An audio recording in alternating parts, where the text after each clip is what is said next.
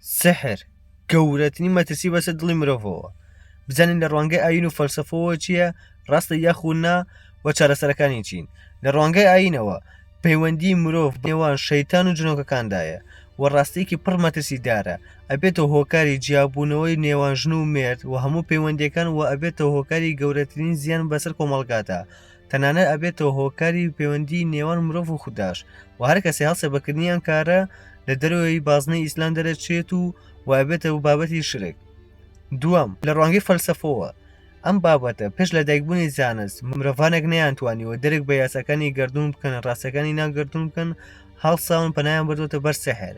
و لە هەمان کاتیشە لە ڕوانگەی هەنێک بابەتی فەیلسوفانەوە دەڵێن ئەمانە دەروون نەخۆشن و ئەمانن تەنها لاوازی عەقڵیەتیان هەبووە، نەیانتوانیوە دەرێک بەو شتانەکەن کە خودی خۆیان هێزێکیان هەبووە کە ئیرادەیە. ئەمانە لە دەروی بازنەی خۆیان ڕایان کردووە. بۆ نمونە کەسێک ئەیۆژن بێنێ ماڵەکەی پێی ڕازی نابن هەڵس پەنابەتە بەر سەحر، یعنی شتێک لە دەسەڵاتی مرۆڤ خودی خۆیان کە هەیەی ئەمە نەیانتوانیوە ئاشکرایکەن یاخۆ درکیان پێ نەکردووە هەڵساون بەکردنی بابەتی سەحر. و چارەسەرەکانی چین لە ڕوانگەی ئاینەوە تەنها پشت بە خوددا ببەستە، چونکە هیچ شتێک بە پێویستی خوددا ناکرێت.